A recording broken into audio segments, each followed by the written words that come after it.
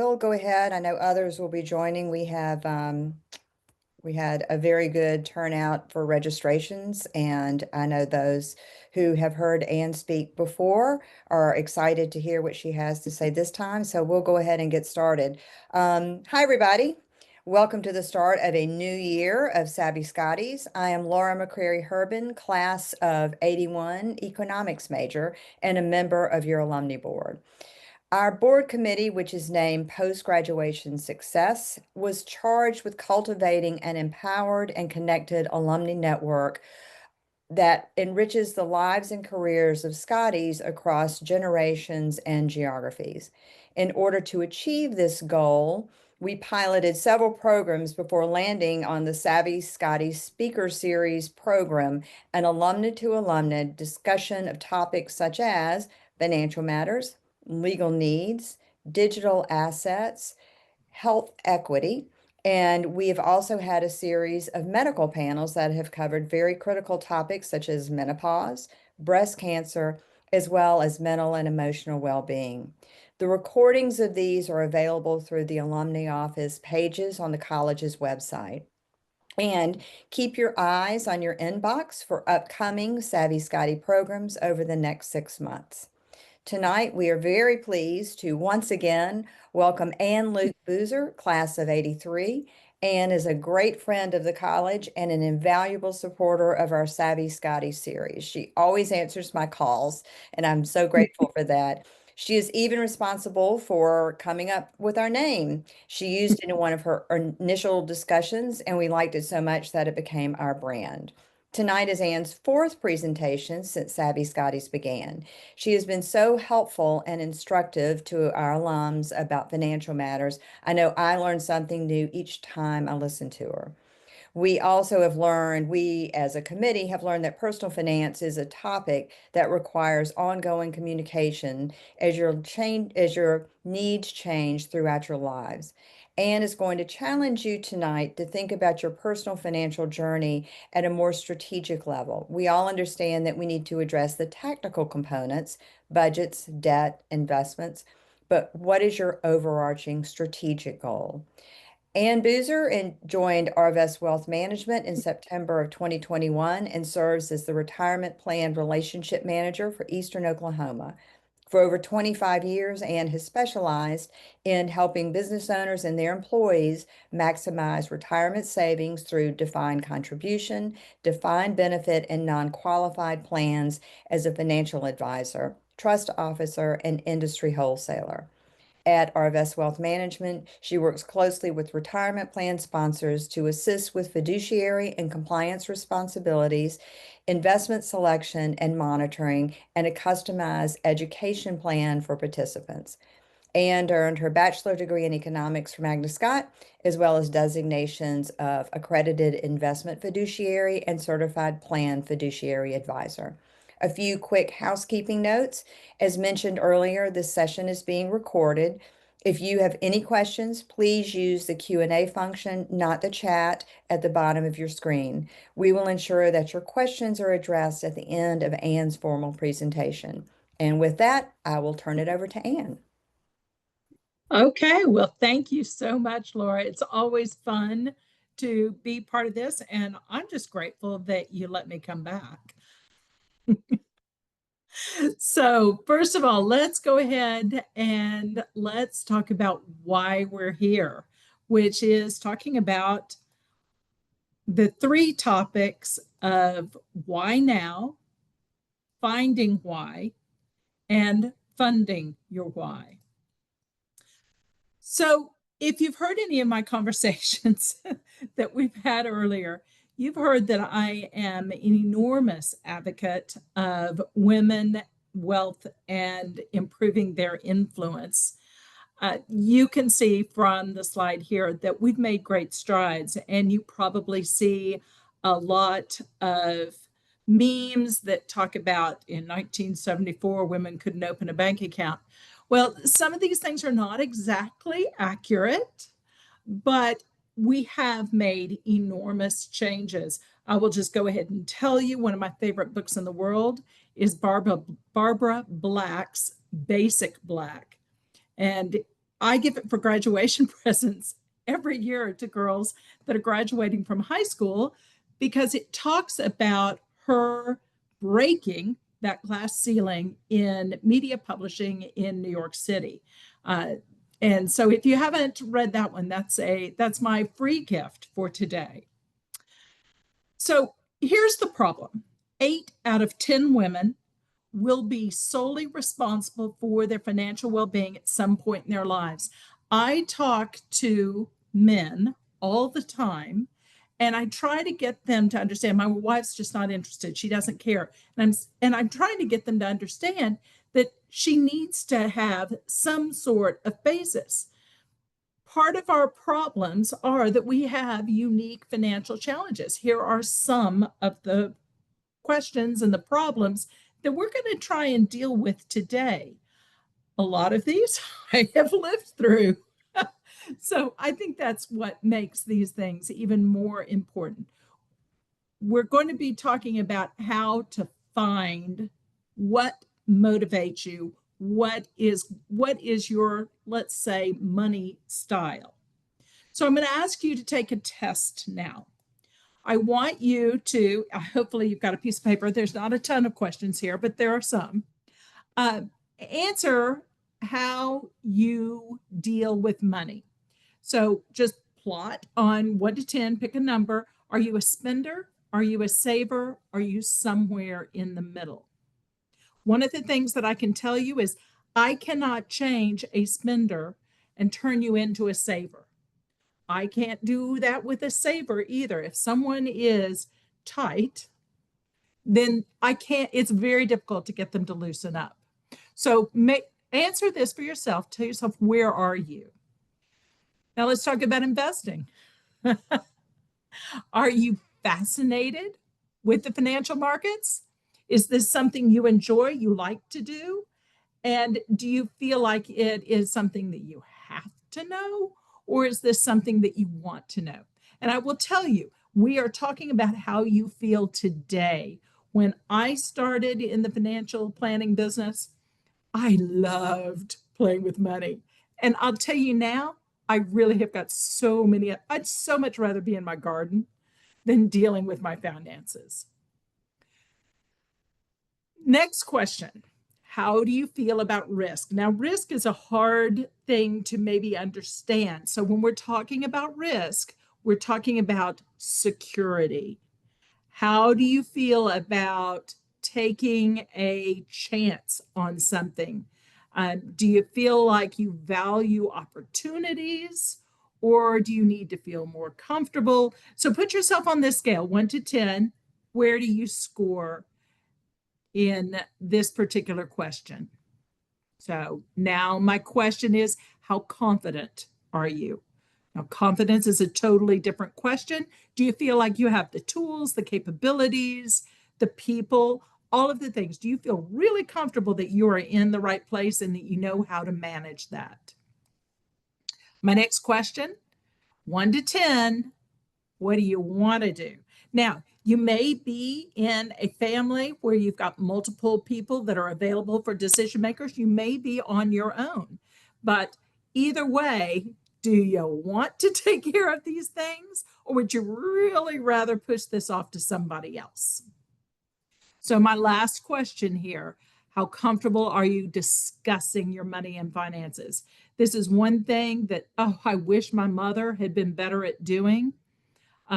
But she wasn't, and it made it very difficult to help her because she wouldn't tell us anything. And so we couldn't do anything to make her life any easier or more simple. So understand how comfortable you are with discussing with your children, your other family members, or even with an outside advisor. So with those being said, let's score ourselves. I want you to add up all those numbers and let's talk about what is driving your decision making and your behavior. First of all, some people are motivated by predominantly security. And you know those folks. I just don't feel comfortable risking anything. Some people just want to be independent. I don't want to be beholden to anybody. So independence is particularly important. And then also, I tell my clients all the time, money is power. And by that, what I mean is it gives you choices. It allows you to do other things.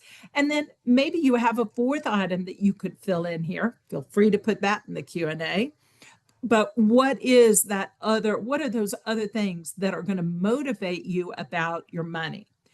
So let's look at your scores. What did you score? And I'm curious, let me know. But if you scored in that 8 to 10 range, your behavior is more of a primary decision maker. You want to be able to make those choices, to be in control, and to manage things. And I will tell you, from my 20s to 50s, that was me. I was right there. I wanted to be in the middle of the mix. Now I'm more of a shared decision maker because I don't feel like I have to be in control all the time. So now we have those people, those of you who are in the middle, and you're scoring in that 4 to 7 range. You're perfectly happy to share your financial situation with someone else. Maybe you're stronger in one particular area, budgeting, and they're particularly strong in investments. And the two of you together make a good match. Good for you. And then you may be one of these people, if you scored in the ones and twos, where, yeah, I got other things I want to be doing, and money is not one of them. Again, perfectly okay. But let's talk about what your motivations are. If you're that primary decision maker, you are most likely looking for independence. You want to be able to do the things you want to do when. So you're in charge of those decisions. You want to have regular interaction with your financial advisor or your investments. And you're also very focused on your strategy, your planning, and where the ship is sailing, in other words. Now, if you're in that shared group, then now you are in more of that decision where you want to make decisions with someone, like I was talking about. Maybe you still have an annual check-in with a financial advisor and you want to know what your progress is, but you're okay with, hey, honey, you take care of that. I'll do this. So that maybe sound like you. Or we go back, someone who wants to delegate. Again, primary motivation here is security. I just want to know everything's taken care of. And I really don't want, I don't enjoy it. Goes back to that root canal concept. And I'm much more accomplished at doing some of these other types of things. So I want you to think, own that role, whatever it is. Again, I used to tell some of my compatriots that I was in sales. That was something I was good at. They were in more relationship management. That's what they were good at. You can't make a silk purse out of a sow's ear. Same kind of concept. I can't get you to move from one way or the other. You may move yourself over time, but again, we're looking at where you are today. So let's talk about how we're going to fund the things that we want. So, first thing I'm going to say, again, I learned early on, this is what happens when you've been doing this for a bajillion years. I learned very early on that when I make a financial plan, I'm good with that plan for maybe a year or 3 years.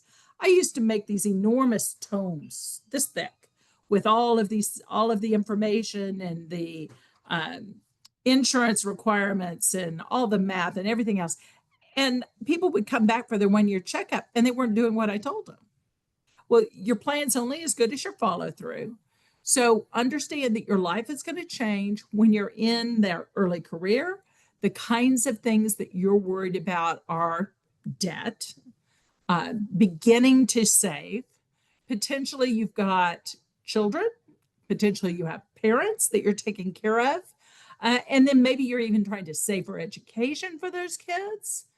And then you also have to understand that marriages don't always last, relationships don't always last.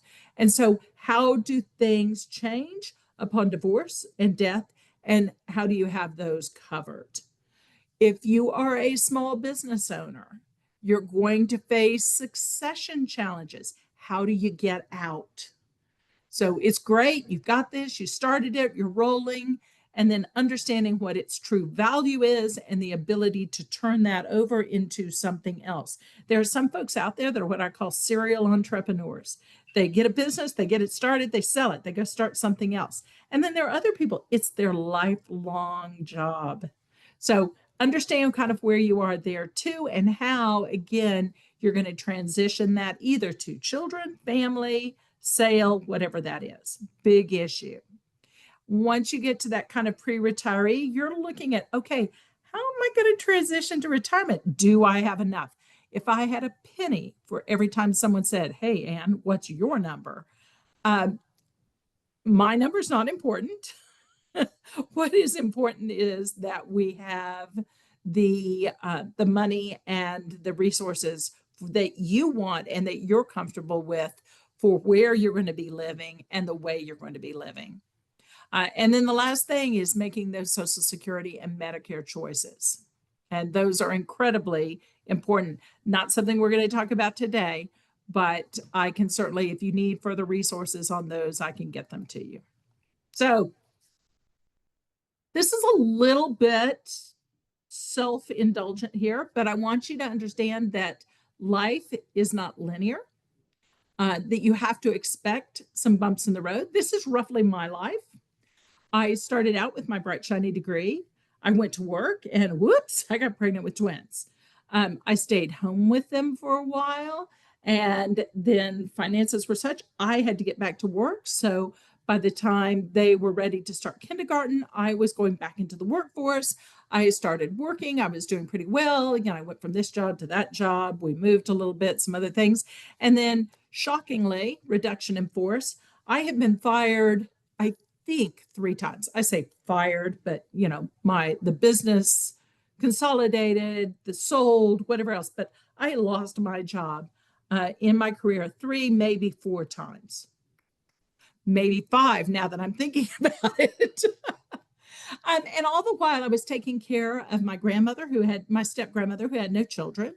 I took care of my father who was single. And as well as raising the 2 boys and attending soccer and school and everything else. Then guess what? In my mid 50s, I divorced. Half your money is gone at that point, and you're starting over. So, new job, and I have to redo my plan. And I'm sitting there looking at that chair and the umbrella, and I really want to be there now. So it's not a smooth line. And when you do a financial plan, all of the math is smooth. It's a straight line. And so those is one of the things we want to talk about is how do you manage all that change with those evolving priorities, and what are your first steps? So the first step is build some liquidity. You have to have some cash on hand. There are a lot of ways of doing that. You can set up an automatic transfer from your bank account. You may have an after-tax contribution amount in your qualified plan. That is a great way to payroll deduct and put money aside. After tax means you pay taxes now and you can take it out without any penalties or fees. So those are really good options. And then once you've got that taken care of, your next job is to look at those other assets that you're going to need for when you retire, when you change. And here's one of the important things. People always ask, how much should I be saving? And I think I get into this more, as much as you can, because your life is not linear. When I started that first job, I was saving just enough for the match. By the time I got to 50-ish and I had half the money that I thought I had, and I'm looking at retirement 15 years down the road and thinking, I'm going to have to work till I'm 90. Let me tell you, I started saving like a crazy person because I was petrified So, understanding having a plan is incredibly important. And the last thing is that you may be in a position where you can leave a legacy or you want to have a legacy. Maybe it's you think, gosh, I don't want my grandchildren to have the school debt that I had. So I want to say set aside at least some money for their education when I'm gone, or my great grandchildren, depending on how long you live. So those are the three priorities that we most often see: cash today, savings for when I need it, and then leaving something for when I'm gone. The other thing is to remember there are three different areas that we have to consider. The first one is your investment expertise. How qualified are you in making the decisions? And do you have goals? Remember that when you do any sort of planning software, they're looking at and puts away $100 every paycheck for 40 years at 8%. That is what I mean by linear. As you saw, my life was nothing close to linear. So if the more you can save, the younger you are, means the more you can let it sit and let it grow. The biggest mistake I see people making over and over again is they call me, and again, because I'm dealing with retirement plans, they call me and they said, hey, I just quit my job, I am going to do this, or I don't know what I'm going to do, or whatever it is. HR said I needed to call you. I think I just want my money out. It's not very much. Well, it is. Because here's the deal: you're going to have to pay a minimum 20% federal, plus add your state, which is, I'm just rounding 5%. And then you have to pay another 10% in penalty. So now that not very much, $4,000 that you thought of is now down to 1,500. Oh, no, sorry, did the math the wrong way. 2,500 from the 4,000. I have people come in frequently. I had a lady, a teacher. She had over $80,000 in her account, and we brainstormed different ways that she could get the money she needed because she wanted to invest in her sister's business. Whole nother conversation about why you're doing it, but there is always a more tax efficient way than simply withdrawing it. And if I could have the money that I took out of my retirement plan instead of leaving it in there, I would take it back in a heartbeat. So that's just my words from the past. So first step, we talked about liquidity. How do you create that liquidity? I talk about this all the time because people don't know how to budget. They don't know what should be going where. And I will tell you 50% of your net income should go to your necessities: food, shelter. This does not classify as manicures or pedicures. Laura's not even laughing with me. But these are the things that you have to pay. These are the monthly bills that if you don't pay, they will take your car away kind of bills. You have to be, and you want to keep that at 50% of your net income. Then you come to the next group of things. These are things that you can afford and you would like to have. Now, I know you're probably not going to want to hear this, but your streaming services are not a necessity, they're a want. So hopefully that kind of makes you the difference. It does make my life a whole lot better that I have YouTube TV. I want to have that. But if I couldn't, I could read a book. So those are or I could go to a bar and watch it on their TV. But these are the kinds of things you need to be able to consider. Then the remaining 20%, that's the money we're pulling out for our financial goals. Now, this is not just long term.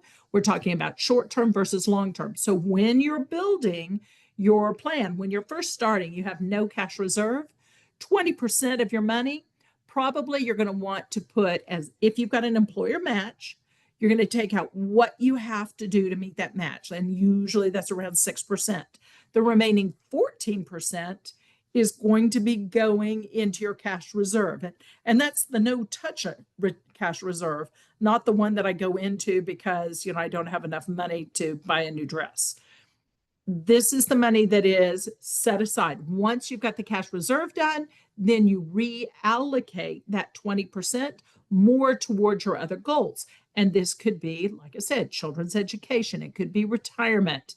It could be buying a vacation home. All sorts of different things can go into that 20%, but that's what that money is geared to. Think of that as your investment fund. So, how much do you need in that short term liquidity? Most experts say 3 to 6 months of expenses. You also need to look at 20% of your income. Now, when we say income, again, we're looking at net income because taxes have already been paid on this money. So don't get too crazy and think, oh my gosh, I could never do that. That's a whole lot of money. It may be, but look at 20% of your current income to be set aside. And this is what happens when the tornado comes through and your roof blows off, kind of stuff. Then you want to build up another 1 to 2 years. Now, this is not going to be in ready cash.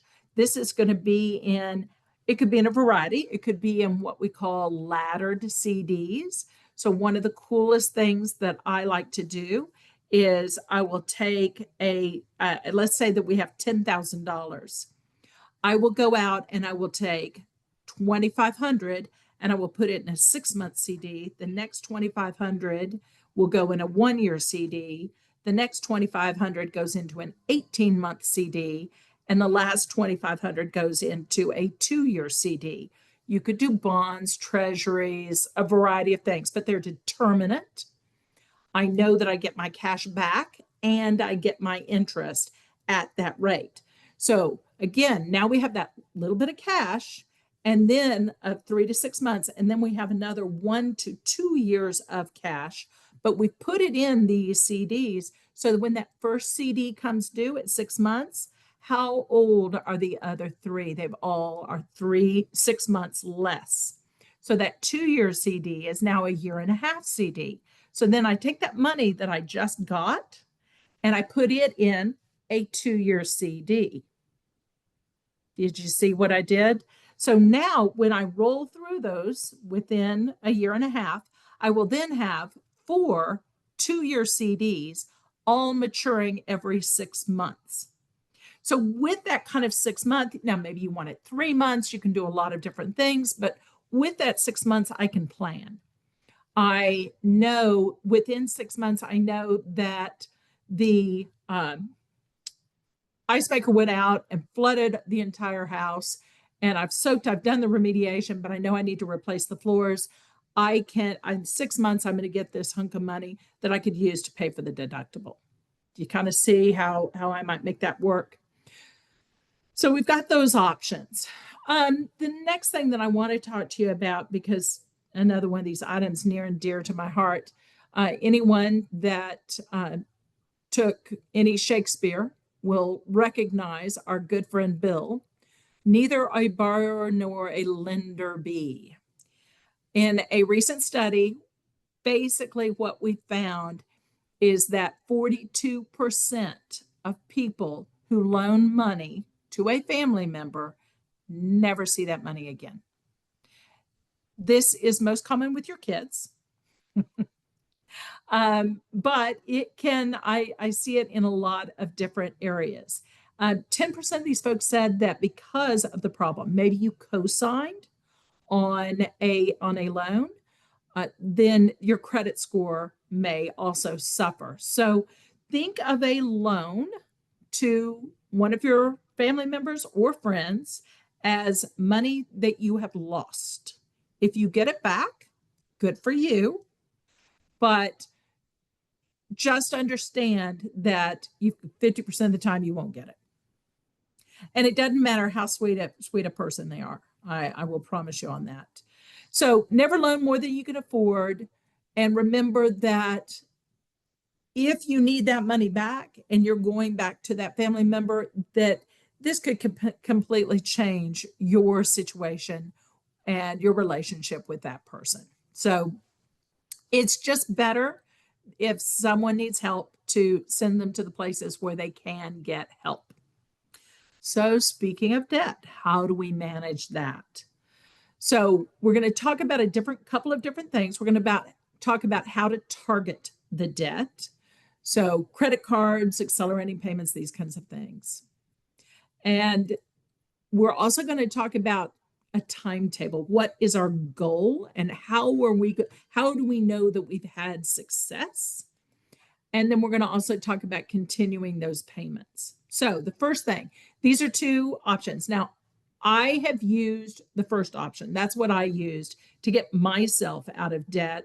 And I was probably in my early 30s before I was not kiting checks and figuring out I laugh at my sister because she used to steal the toilet paper from work.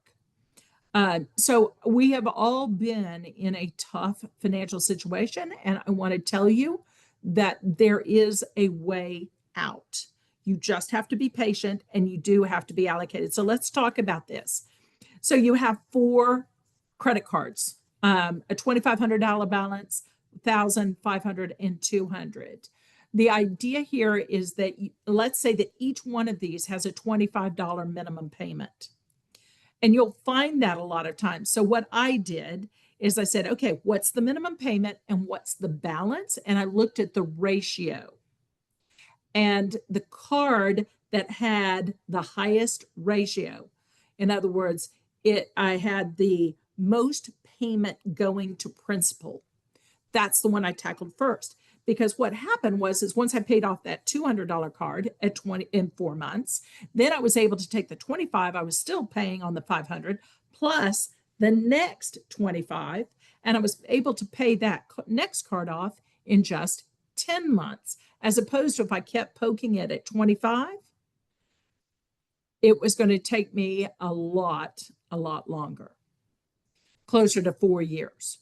So that's kind of the idea is look at what your minimum payment is, look at what the ratio is to the card, and then pick that one with the highest ratio. Another option is, okay, I'm going to go after the one that's charging me the most interest. And that's another not bad idea because what it allows you to do is you go after the one that has the 29% first. And then because you're paying less interest, then you're able to pay it off faster. So always look at what those are. Once you finish off one card, do not close the account unless it's been closed for you. Stick that card in a drawer. Take it off your Apple Pay, take it off of your Google Pay, and stick it in a drawer. If all heck breaks loose, you'll still have access to that credit. And if you close the card, it will hurt your FICO score. So just put it where it can't be touched, where it's not front of mind, and then go on. You ideally want to get yourself down to where you only carry one universal credit card. And for those purposes, usually a Visa or a MasterCard are accepted just about everywhere. So kind of think about which one you want and then make sure that you've got the best, that you don't carry any balances on those. So the next step is make sure you continue making regular payments because your desires, everything you want going forward is tied to your ability to borrow. And when you go in and you need a new car and they say, well, for you, that's going to be a 10% loan, where I may go in and I've got a much higher credit score and it's like, oh, please, Miss Boozer, can we please give you money? It's a totally different effect. So having that credit score that is good is really going to make the rest of your life also a lot easier. So here's my newest idea. And let me tell you, I'm having so much fun with AI. So I want you to think creatively about your resources. Right now, this is a sample query. So take a screenshot, enter this in. But what you're going to do, and you can do this with Google Gemini, you can do this with Copilot, any of these, you upload source documents. Now, I would make sure when I uploaded the source documents that I would not have my name on it. I would also not have an account number or any sort of social security identifying information, address. So white that out, upload those little guys, and you can go in this example, put in your 12-month transaction history from your checking accounts, outs, two. And you could also include your W-2 because it's going to have all the boxes of where money is going also in be your gross tax situation. So here's my sample query just to ask. One of the things that we do on AI is you tell AI what their specialty is. So, you're a graphic designer, create a logo, blah, blah, blah, blah. In this case, you're a CPA or personal financial specialist.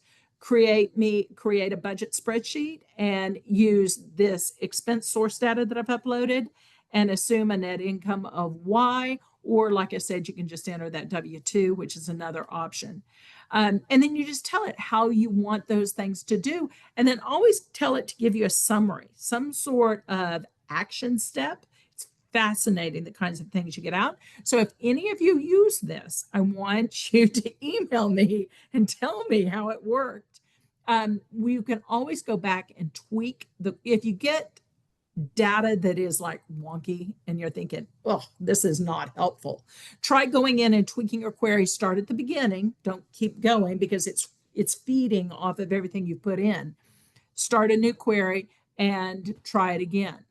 So this is an idea of helping you get to that budget. It used to be you had to enter all those things and sort and do all this stuff yourself. This is a quick, easy way to get yourself to a spending plan or a budget that's going to work for you. So here's another idea. So you, Mr. Copilot being Gemini man, are a retirement planning expert.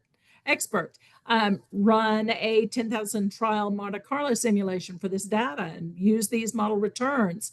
You would take this and you would put in the information. So what we're trying to do here is we're looking at how long can my money last using multiple scenarios. That's what Monte Carlo does, is it looks at different scenarios and then it gives you a range and it says, you are most likely to hit this. You're in the best world, you'll be here. In the worst world, you'll be here. But most likely, you're going to be at the mean in the middle.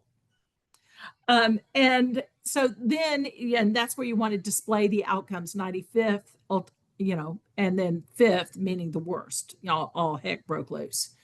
And then again, conclude with 2 bullet considerations that could raise the success rate above 90%.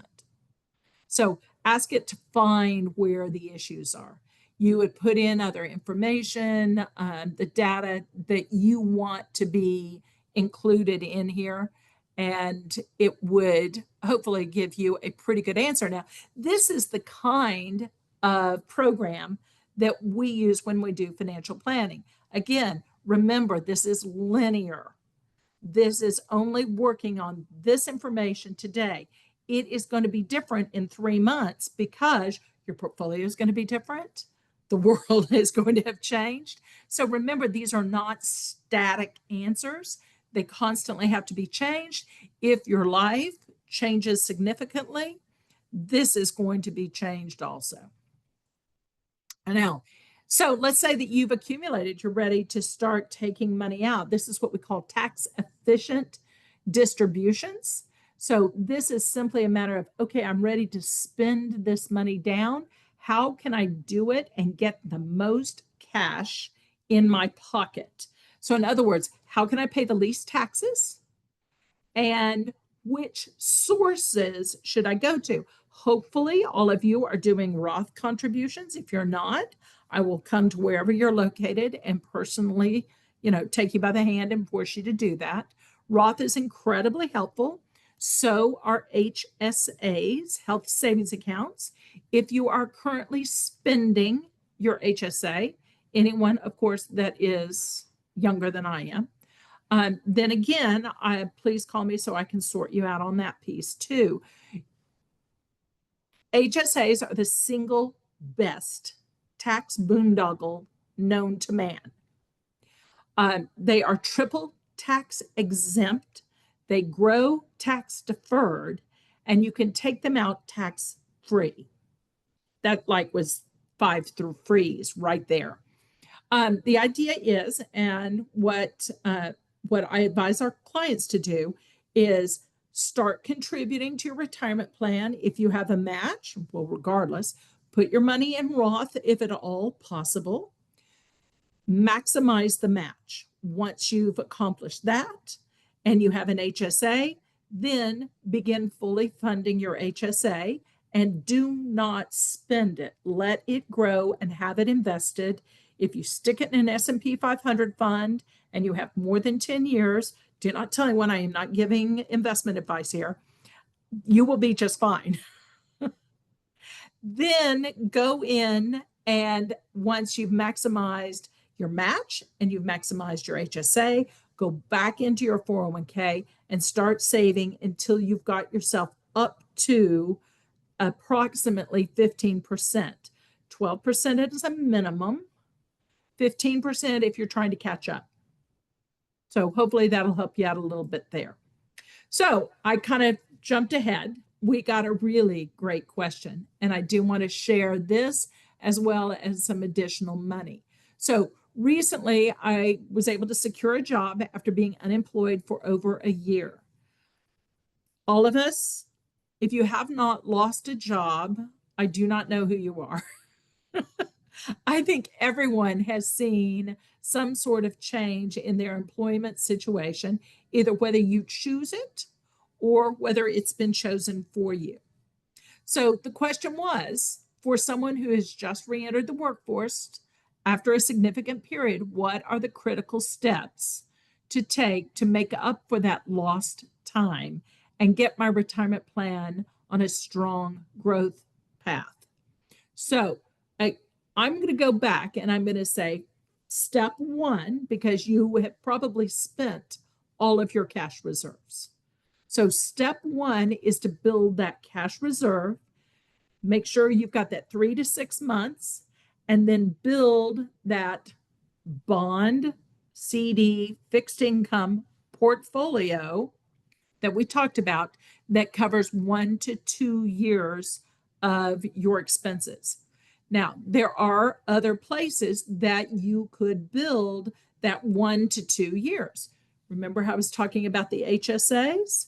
So HSAs are a great place. If I think I'm going to need that money later, you can put the money in the HSA, and once you start paying, you take the cute little credit card they give you and stick it in the box or in a drawer somewhere. You then start collecting every receipt that you spend for medical care, anything that's a qualifying medical care. Now, this is vision, this is dental, this is the CVS receipts for what your deductible portion is. Anything that you are paying net of what's been reimbursed by insurance, you save all those receipts. We call that, putting it in a box. And you can collect 1 to 2 years of your income in that box, which means if you needed money, you just turn in those receipts and it comes to you tax-free. Say, how did you do that? So remember, HSA money, when you use that credit card, you're paying for your current medical expenses.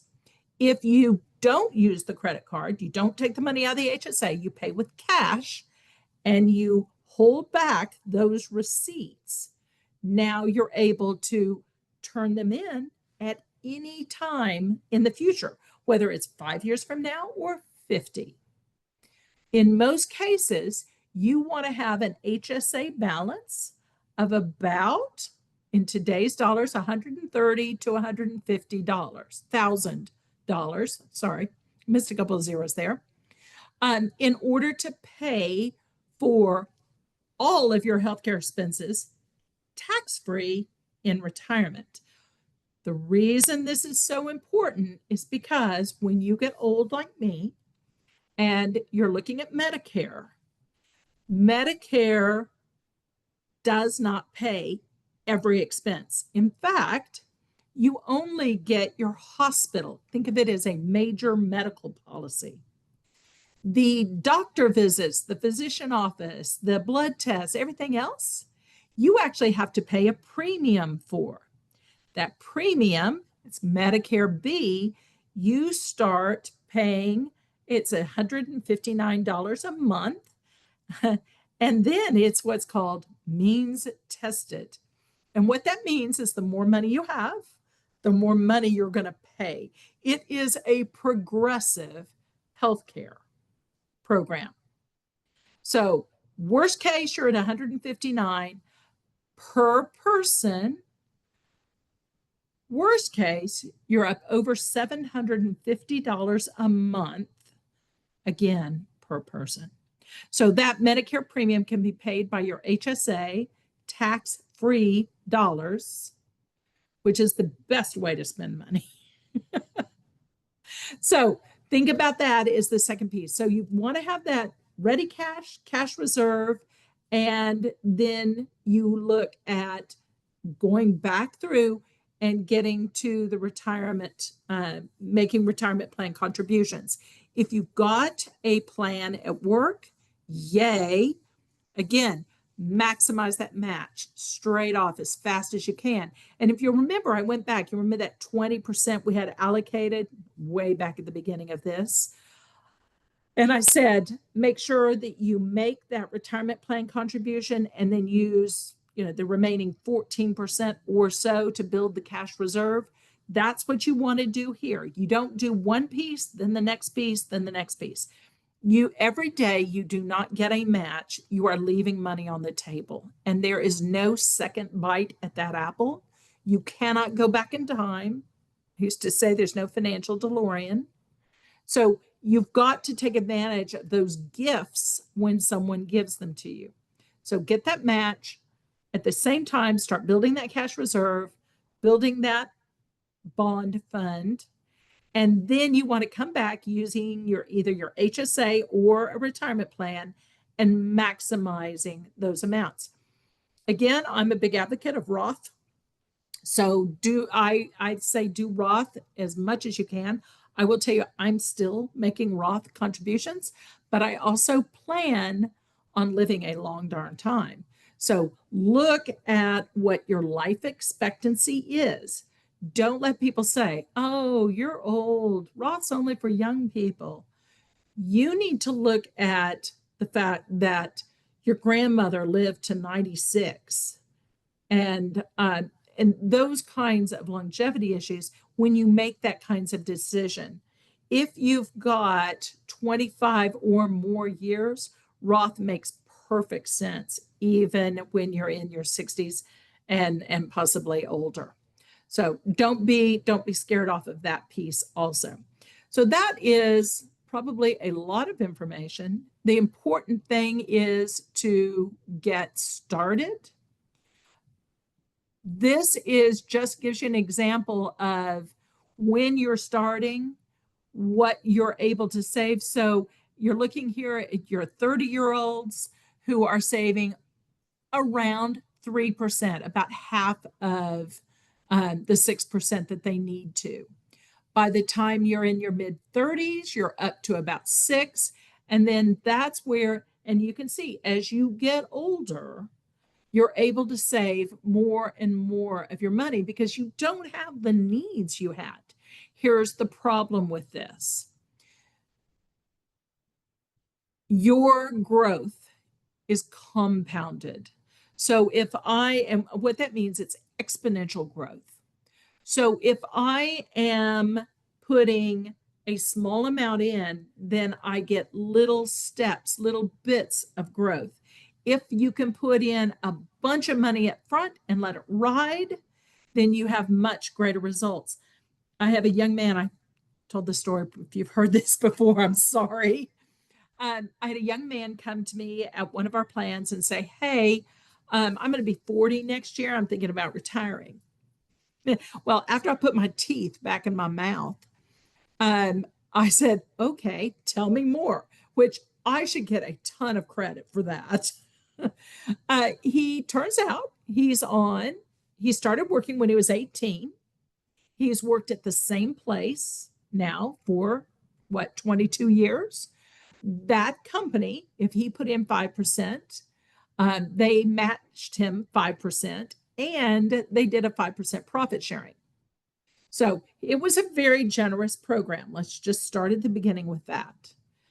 But still, 40, turns out he's on what we call here in Oklahoma Indian health care, which means he gets free health care from the federal government. And so insurance wasn't an issue for him, his wife, or his 3 kids. Then he says, yeah, he said, we've got a piece of land, it's paid for. We've got a house, it's paid for. My wife, I guess the nom de jour now is homesteading, but she gardens, she raises most of the food we need. And then the boys and I hunt. So we really don't have a lot. And then, oh, by the way, I have a side hustle.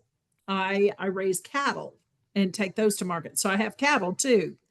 And so we kind of go through this, and he says, yeah, he said, what I want to do is I just want to take this. How long do you think this money's going to last? I said, well, are you planning on spending? He said, no, I'm going to leave it there and let it grow.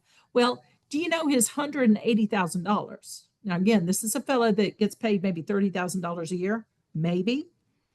And his $180,000, when we did the math, by the time he's 65 and he really wants to start slowing down, is going to be worth over $2 million. And we kind of did the math on what else he'd need, and he was fine. It was all he needed. So everybody has a different number. Everybody has a different way. He front loaded his retirement savings, and then he coasted. It gave him the power to quit work at 40 and to do what he wanted to, which was really to just go hunt and fish. Raise some cattle, do some other things. But that's what he enjoyed. He didn't want to have to go into town and go to work. So it's working out for him just fine. He gives me a call about once a year. I look over, we see kind of how things are going. He is way ahead because the market's been incredibly good. He's in just a basic balanced portfolio. We're not doing anything fancy, and he's just rocking along. So there are a lot of different ways to get to an end. When someone tells you your asset allocation should be, they're using what we call rules of thumb. I will tell you that until recently, I had an asset allocation that would fit into a 20-year-old. Again, I was looking at my longevity. I was looking at the fact I was behind and I needed to make more money. So a lot of things go into your asset allocation other than your age. Make sure that you've looked at that. Another thing is look at what your investments are actually returning. I have clients that come in and they say, yeah. I want to retire these days. And yeah, I think I can make 10% on my money. And we look at their accounts and the way that their accounts are structured and the way that they're returning, they're making more like 8. Well, you can't plan on making 10 if you're actually making 8. So you need to know what the performance is on those accounts. And that's where AI could really come into play and maybe help you determine what the appropriate investment portfolio might be for you to achieve a particular goal. Do remember, garbage in, garbage out. So it's always good to have another eye and another person to look and to see what you're doing and to see whether it makes sense. This is just my technical about how those asset allocations work. Here's what I want you to do is I want you to really ask yourself, what motivates you? What is the goal that you really want to achieve? And write these things down. If they're not written, you will not accomplish them. It's kind of like my exercise goals. Do take some time. Think about your vision for yourself, if you have a family, and also what your legacy. So look at the entire front and let's be intentional when we make those choices. Do remember, women, you have more power and influence, and you should be included in conversations.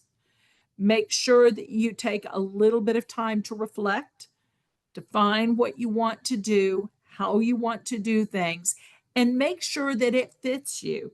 Just because they tell you, well, at your age, you should be doing this. That's not what's important. How long do you have? What are your goals? What are you trying to accomplish? And then we're going to sit down and we're going to say, okay, how do we do that? And whether it is talking with a financial professional, whether it's using AI, whether it's just using some tools online, remember that there will be bumps along the road. So I will, I've told people this a million times. When I first started work, my financial plan included me making 18% a year on my investments. That did not happen. But when you think back in the 80s and 90s, it was not that we were making 20 and 30% a year in mutual funds. So my 18, I was being very cautious with that. So just be aware that you do those. So here's what I want you to do. Please understand your relationship with your money. Figure out how you fit in there and what suits you. If you're a delegator, find a quality person you trust to delegate to. If you want to be involved, again, make sure that the person understands and works with you. If they don't, find another person. If if it's your husband, I cannot help you, or your wife. You're on your own. Then do gain the confidence that you can do this. If you need a mentor, there are plenty of women out there that will help. Or go ahead and, like I say, schedule a meeting with a financial advisor. Hell, sorry, I didn't say that word. Schedule a meeting with three. Make sure that it's a good fit and that you're happy with that. Because if you don't take action, if you don't have that plan, then we will never be able to fund that why. So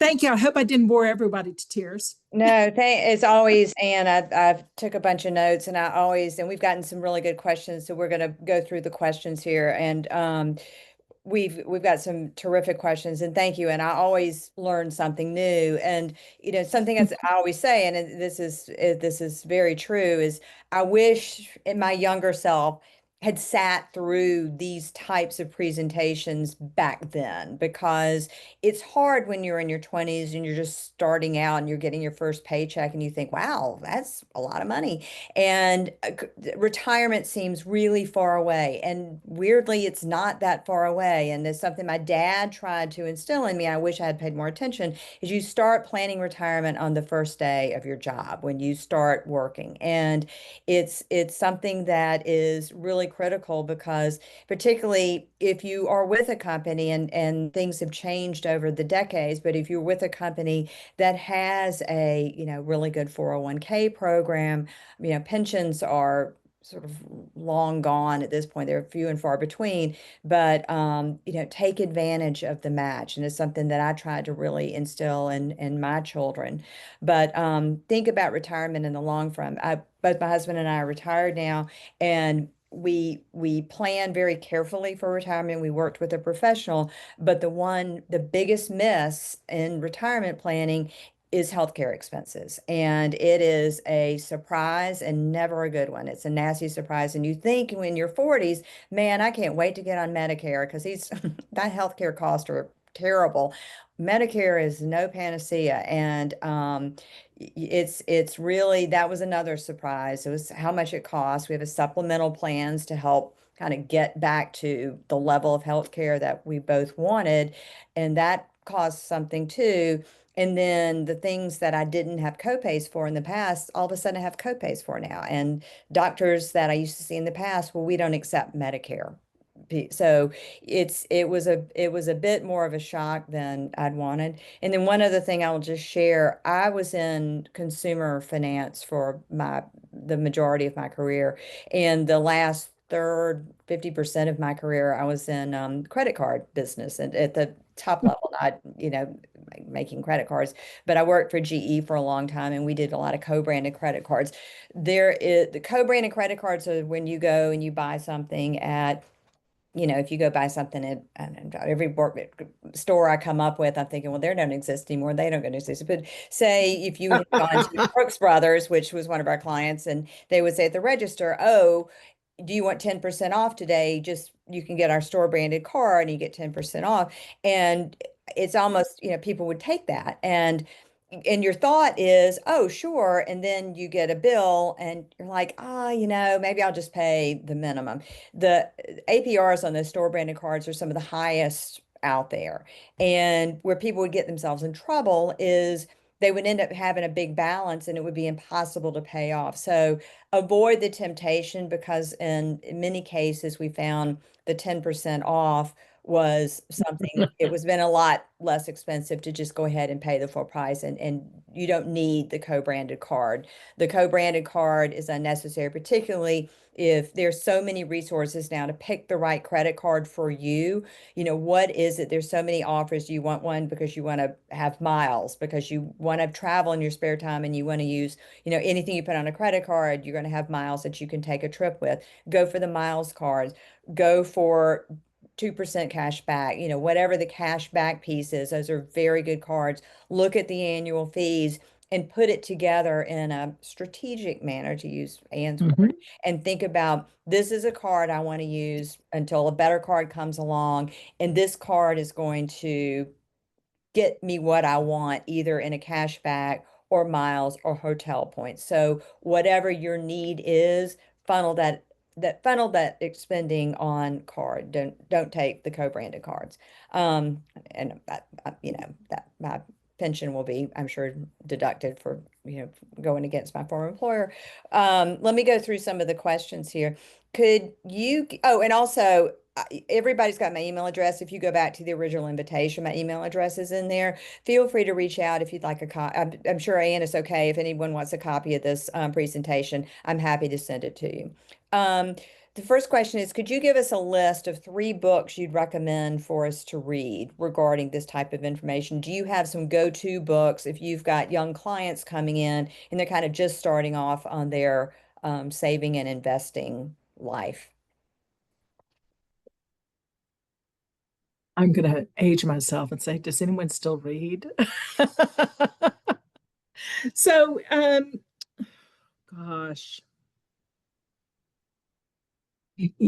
unfortunately, most of my knowledge has been based on experience and industry classes, those kinds of things. So, I used to have a whole wall of I used to have a whole, sorry, I'm looking at my bookcase. I used to have a whole wall of books, of finance books. Um, I think that it really depends on what you're trying to accomplish as to what kind of books are going to be best. If you're trying to look, here's what I'm going to do. Let me put some thought into it because I think that you need 3 different kinds of books. You would need something that is on basic budgeting, how to make decisions, decisioning. That's my favorite word. Um, how to make different decisions on what to do and how to do it. It never hurts to have a book on basic investing. There are several of those out there. You can get one of those stocks for dummies kind of books. Um, and then, there's nothing wrong with Wolf of Wall Street.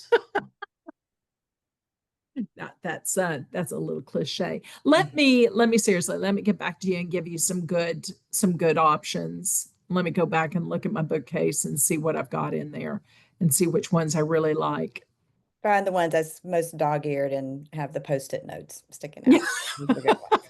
Um, Yeah, actually, one of my favorite books was actually one that was my step grandmother's. So she was my grandfather's second wife, And I found it when I was cleaning out their house, and it was what every woman should know about her husband's money. Now, I've got to tell you, that's actually I've done talks on that, because as much as you say, oh, that doesn't happen. Oh, yes, it does. So I don't know if it's even in print anymore. But if you can find that one's a classic. And it's everything in it is still true. And it's probably dated from the 60s, maybe the 50s.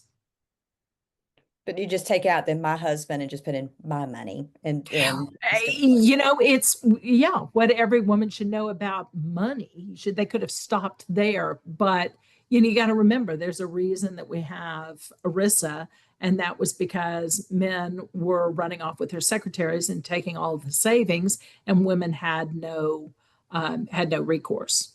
So that's why we've got the 1974 Act ERISA. And what's the benefit of having savings in a CD versus a high yield savings account? Liquidity.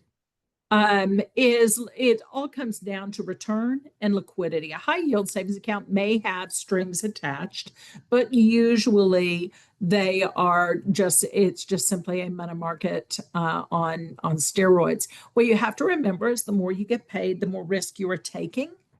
And so there is always the likelihood that the dollar won't hold. This happened in 2008, if y'all remember the financial crisis, where money markets broke the buck. Mhm. And that means that you put in $1, but you couldn't get $1 back out. You were getting out 98 cents. It was a very small amount.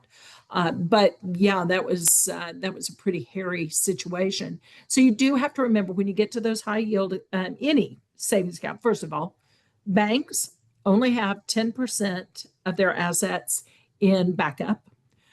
So that's not a lot. So do pick your banks wisely. And also the point is we're just looking for yield there. And if you can get it in a savings account with full liquidity, good for you.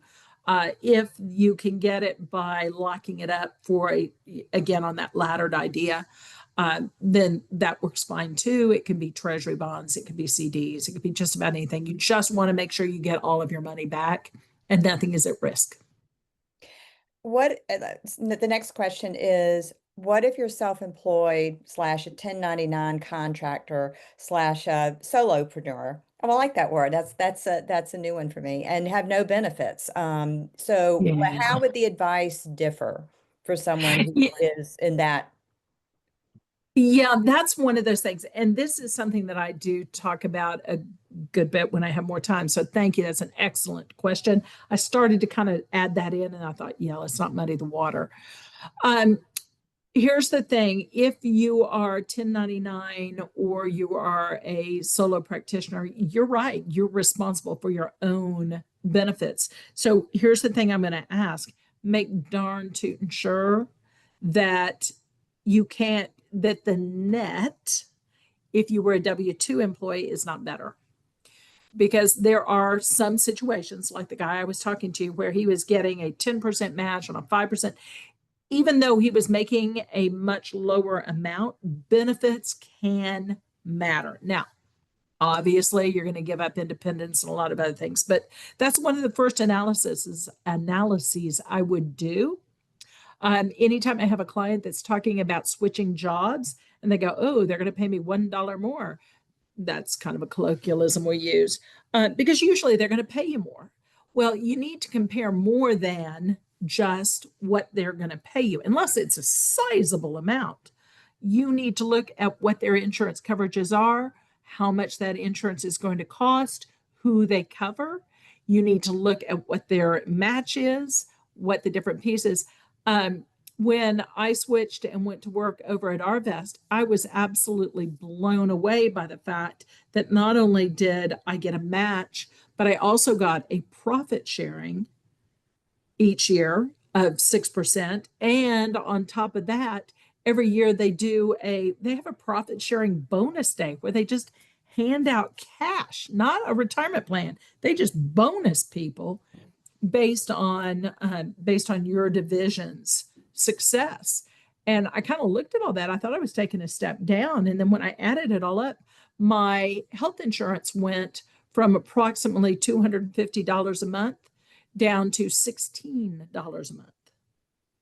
I So still I think you're going to have, I think that there are, as I speak to alums who I've made through the board, I think you're going to have individuals who the preference is, I really like being my own boss. You know, I being want an to be independent, being independent. And I think and I've heard this, I think I've heard this question come up, and I think you've addressed it in some of your prior pitches as well about, how do you you want it, this is how you want to, this is your roadmap, but then how yeah, do you ensure that you've got the resources in place for down the road for, if you said you don't have the 401k.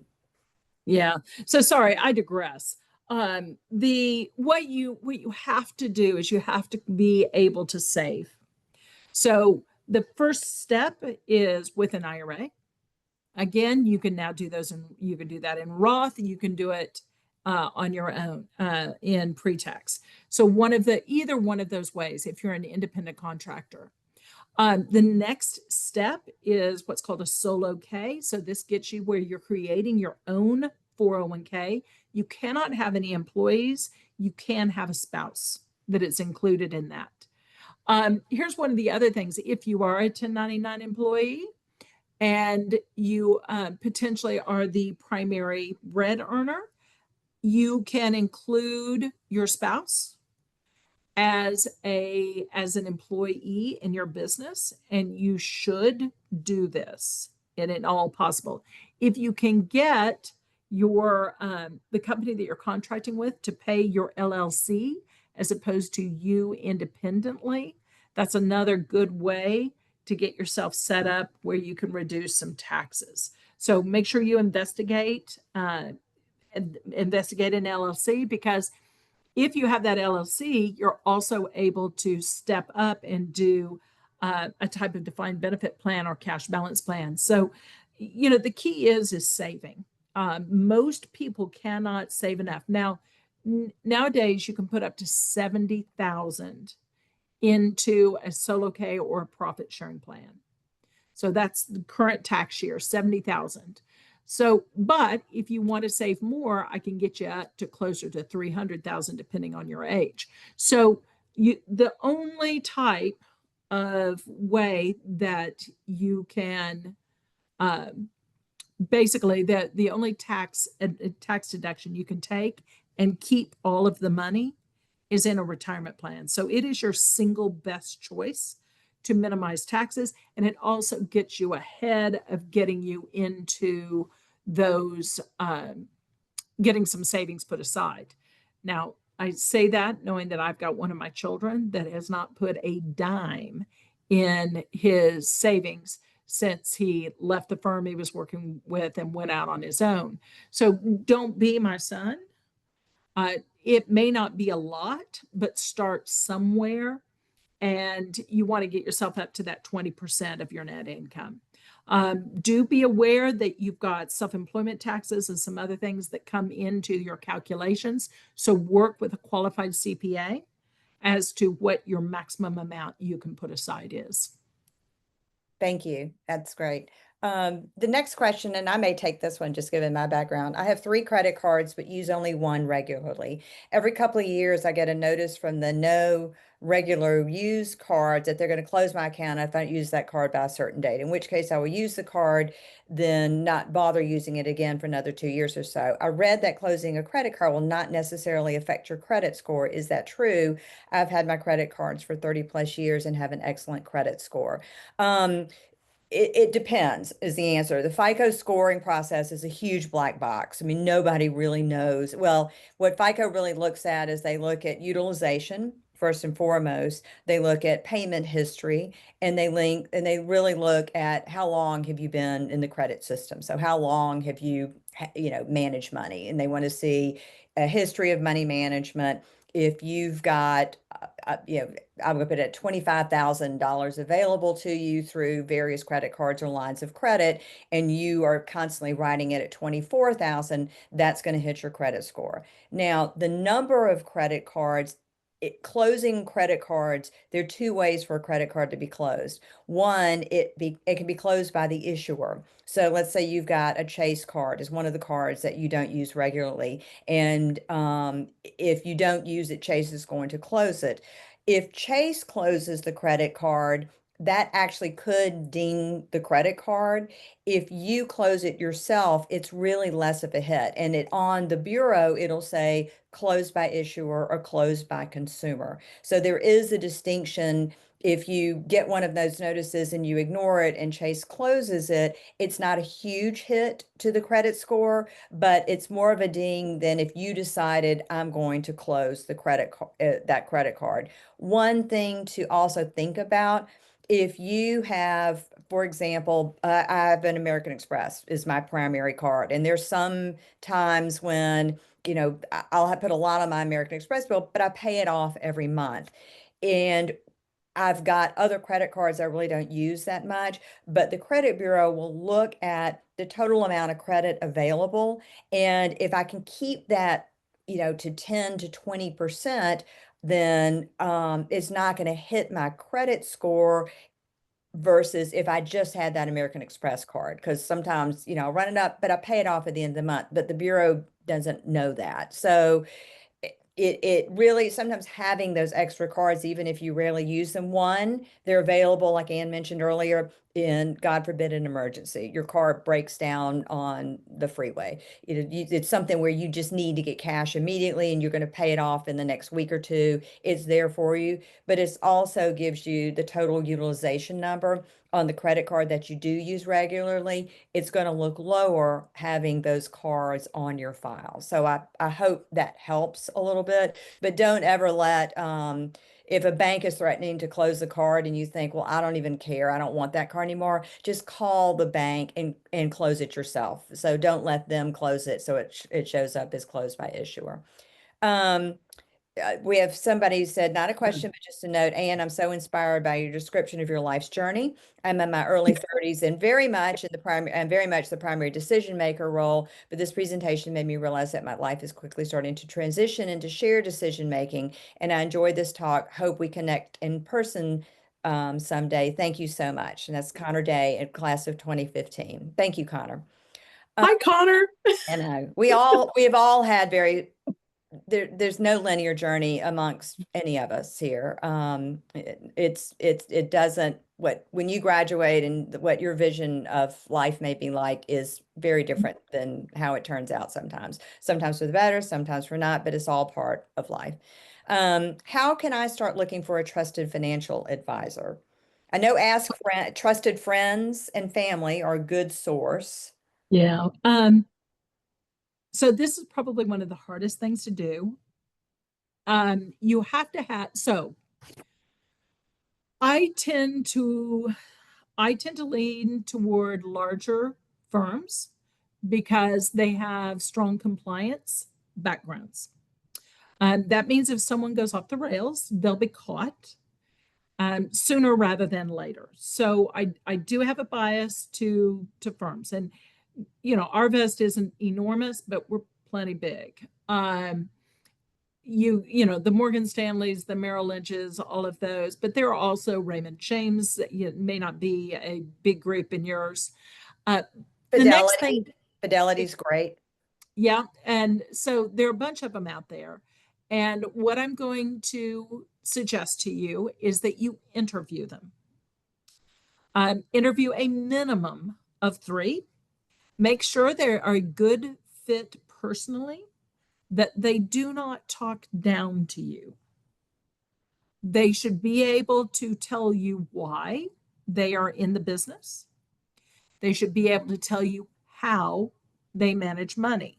Now, you're going to have two different kinds. You're going to have some who are discretionary money managers. What that means is they actually physically manage the money themselves.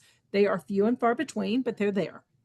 Then most are non-discretionary, meaning they're using a model or they're doing some other things along those lines.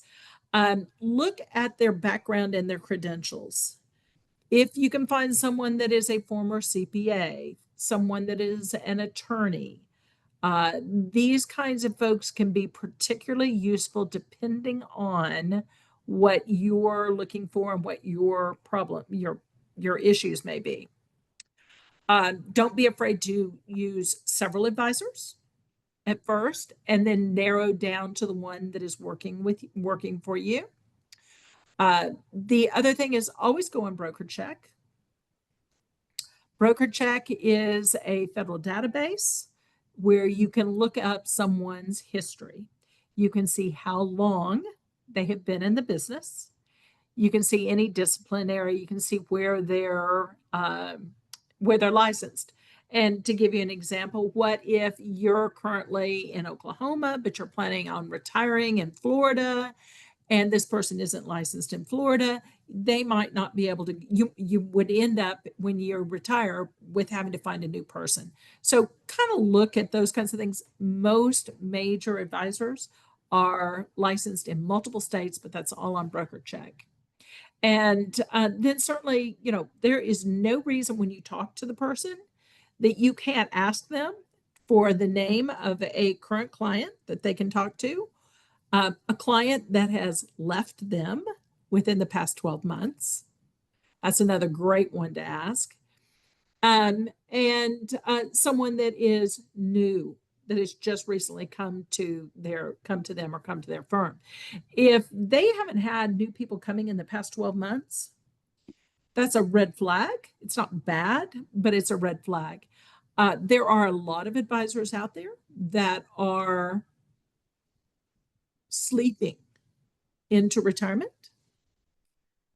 So they just aren't doing anything. They're just sitting on their book of business and not doing anything. And you want someone who's going to be involved, someone who does planning, someone that is going to look at what you have, not just with them, but everywhere else, and be able to give you consolidated information, in my opinion. So And also those, ask them to clearly explain the fee structure too, because fee structures can get very complicated and you need to know the fee structure going in because they're tricky. So, yeah, most advisors nowadays are fee based. yep. Depending on the amount of money you have, you can expect to pay 1 and sometimes even 1.5%, which I think is a little steep myself. But again, if you're just starting, there is nothing wrong with an S&P 500 fund. No. Please understand. There is absolutely nothing wrong. And if you want to go to any of the companies or you want to buy the ETF, it's through E-Trade. It's very easy, or TD Ameritrade. I mean, I'm picking on people. It could be Schwab. There are plenty of alternatives to do that. And don't be afraid. As I tell people, especially if you're putting money in over time, it's a technique called dollar cost averaging. You are not going to Vegas and putting it all on red. You're putting a little bit as you go and you'll be fine. Just don't freak out on me, please. Just stick with the course and stick with your plan. And I love this final question. This is great. And this is actually sharing information. This is not so much a question, but it's a good share. Um, wanted to share an excellent, I put my old lady glasses on, wanted to share an excellent up-to-date book for women. It's titled Get Good with Money, published in 2021 by Tiffany Alish. I don't know if I'm pronounced her last name correctly. And she's also known as Tiffany the Budgetista. It covers everything, and I wrote it down because I'm going to look at it. It covers everything money, step by step, and also has an audiobook option, specifically saving, investing, debt payoff planning, financial planning, credit, types of investment Perfect. accounts, how to open, etc., mindset, etc. It's quite empowering and very well laid out, and it's also a New York Times bestseller. So I think we're going to add that to our library of three great books, and there's one right there. So thank you. It was somebody who posted that anonymously, but thank you for whoever shared that. I think that that is a Perfect. wonderful book, and I'm just so intrigued by the title that I'm gonna have to go take a look at it for my nieces and my daughter. And again, and Luke Boozer is somebody who always answers the call of the alumni board saying, you know what, we want to do another finance session because, and not everybody answers our calls, so we really appreciate Ann doing that. But we are very lucky to have a wealth of alums across a broad spectrum of industries and people who have so many different life experiences, and this alumni group is something that I am just incredibly proud of. For Agnes Scott and being able to put together this program. And I joke about not taking calls. We've really had an amazing group of speakers, and Anne, it always brings it on the finance side. So again, Anne, thank you very much. We really appreciate it. And thank you all for participating. And if you would like a copy of the presentation, please email me and let me know. And we look forward to seeing you again. We know we're going to have another healthcare panel discussion in the spring, as we've done the last 3 or 4 years. And then my co-chair, Jasmine Adams, is putting together a career discussion in early winter, sometime in January or February. So, and we may have one more too. So these are great, and we're so excited about participation. So thanks everybody. Have a good night, and thank you again so much. Hey, thanks for letting me do this. Oh, thank you.